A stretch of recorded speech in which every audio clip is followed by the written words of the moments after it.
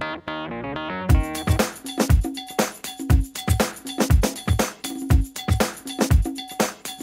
guys, today I'm going to teach you guys how to change the oil step by step of what to do.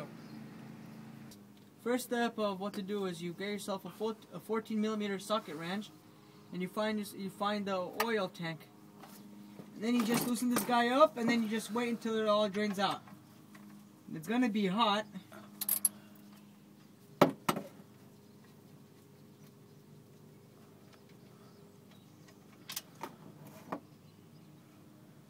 And then you just wait until this thing is all done, all drained out, and then you just put this thing back in.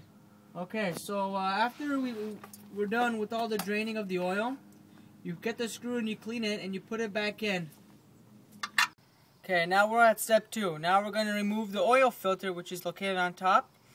And Toyota, they built this thing on the bottom where it has a little drain hole, and you can put a cup on the bottom so it can catch all the oil when you take it out.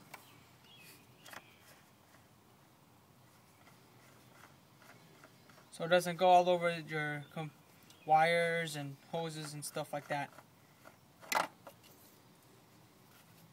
Okay, that's it. Got it. Now we're at step 3. Now what we do is got the new oil filter and we put it back on. And this should just be hand tightened, and it should just go on smoothly. You don't force tight it. If it's not going on correctly, then you have a problem. And just make sure it's hand tightened. And that's it. Okay, now we're on step 4. Now we're gonna have to put is 5.5 quarts of 5W30.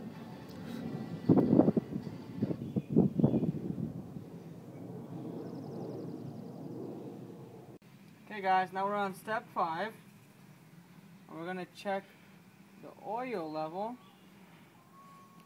and it should be in the middle, which is where it's at.